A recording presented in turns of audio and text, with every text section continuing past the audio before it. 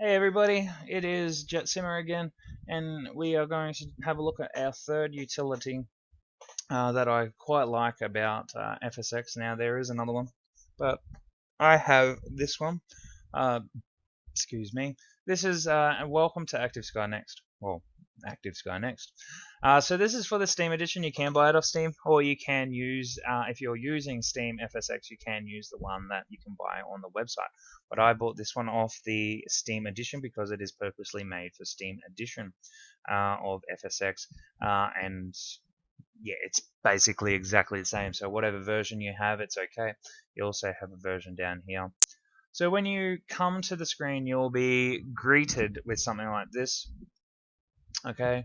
And it will tell you if there's any hurricanes, cyclones, or any weather anomalies out there for you to go and fly in if you're a crazy man. And you will also have weather conditions here of a whole bunch of different airports. Now, once you have some favorite airports, when you have favorited an airport, you will have them here instead. So you can also have configure, flight plan, and fly now. So they're 1, 2, 3 easy steps to get started. So what you want to do here, you can also do the WX configuration. So you can go, okay, we are in live weather mode. So it is active. It is now waiting for the it's waiting for the simulator, and it's at idle. So that's just the live weather right now. You can have historical and choose a date. You can also use a manual one for yourself. Live, the best option. You can load weather, you can save weather, and you can also undock it. The next tab across is your map. Now, depending on how you've scrolled out and whatever, it will tell you somewhere that you need to be scrolled in to get the weather to show. Now, I'm going to try and find Brisbane. It is amongst all of that weather down there.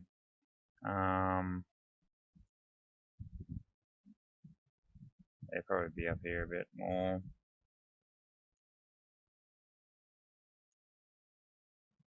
But you can see the rain, the perception of rain and what's out there. This map moves as well, and it will move to your aircraft. So once you are actually locked in to the simulator, it will move in. So perception graphics not displayed at this range, but zoom in to enable it. So there's Brisbane right there. We can zoom in and see if there's any rain about, and there is a bit of rain. And that is live right now. So you can use this for your own personal weather radar, which is better than just waiting for the news to tell you what's going on. You can change your rain and search for a particular station that you wish. Conditions. Okay, so this is a conditions of the airfield. Okay, so you can go ahead and select a airfield, and it will bring up what you have. So YPTN, you don't know about this one, well, you do now, because I've been doing some military stuff out there. This is RAF Base Tyndall, Catherine, Northern Territory, and it will tell you the temperature, the dew point, your surface winds, your visibility on the at the airfield, if there's any rain, and what the pressure is at the airfield. It'll also give you winds aloft as well. So what's happening above you at certain feet at that airfield.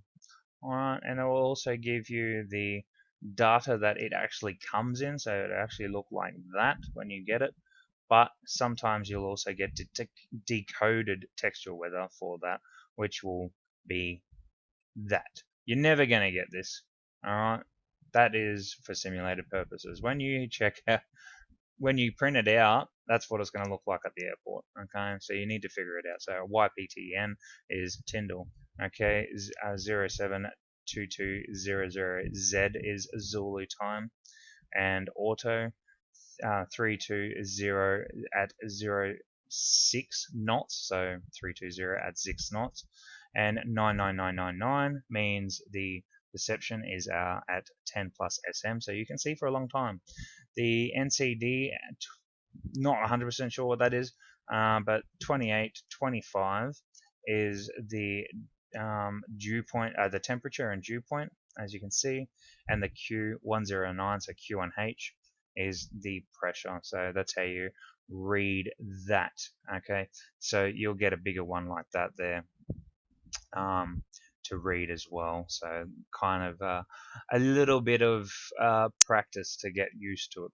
You can also favorite these. So I've got a whole bunch of different ones. So that's Tyndall, that's Amberley over near Brisbane. It's raining.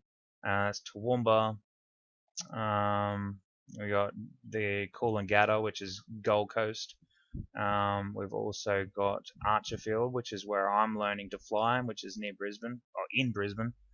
Gympie, where my mum and dad live, or where my family live anyways. BTL is Townsville, that's where I used to live. I do a lot of flying around a lot of Queensland area. So Sydney, obviously Brisbane, and we also have Darwin, where I was born, so I love flying around there as well. So you can put them all in there and you can remove it and you can add it. So if I wanted to put another one in, I could do that. You've also got a map and you can go straight to that location. So if you want to find so Gympie and you want to check out the map of Gympie straight away. Okay. So you can also edit and undock it as well. Checking flight plan, so you can actually put a flight plan in here as well, and it will tell you what's going on in each individual flight plan. If you really want to have a look at it, you can load a flight plan, save it, print it out, and clear and customize your own waypoints. Briefing, this will pop up when you do a flight plan. So we'll do a quick one. So YBBN to cruise altitude of 32,000 feet. Yeah, flight level cruise altitude. FL. Yeah, flight level 2000. Destination is YSSY. Alternate is I don't know.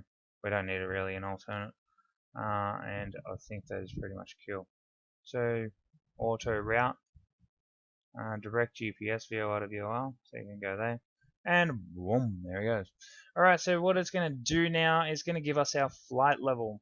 Okay, so we started at YBBN, we go 1, 2, 3, and it will just tell us how we get there. The frequencies to get to the VORs,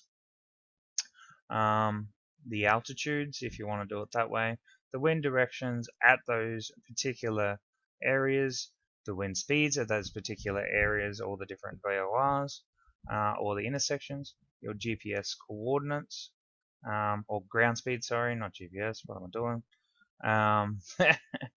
And ETA to get there, was it at 6 minutes, 8 minutes, so 6, 14, 17, 69, so almost an hour, over an hour. So yeah, 6 minutes, 8 minutes, 3 minutes, 11 minutes, 15 minutes, 10 minutes, 3 minutes, 7 and 7. So that's your ETA. Once you've done that, you have an alternate airport as well. You also have your briefing. Now, the briefing will also pop up on here with all the different information, very similar to SimBrief. If you wanted to put all the stuff in SimBrief into Active Sky Next, it will also show up in your aircraft as well, which is really, really good for, yeah, it's just really good. You can go down to map and you can check your thing, yeah. So I come in all the way out to here. I don't know why you have to come out to Richmond and come into Sydney. Maybe it's just to line up with the runways and all that sort of stuff. So it's really good. All right, so that's your briefing. You can also search for certain things, clouds, ceilings, all that sort of stuff. Now settings, there's all different types of settings. I'm not going to go through this now. So make sure you go through and have a look at what your settings are, and if you really want me to do a video on my settings to show you how I've set it up, leave a comment down and a couple of likes, and I'll get to you and do that. I'll do it at another date. It's just way too long. And we also have tools and all that sort of stuff, and help if you need it. So thanks very much, guys, and you've been good. Like, drop a like and a comment down below. Please come and join Discord as well, and come say hi. And yeah, thanks, guys.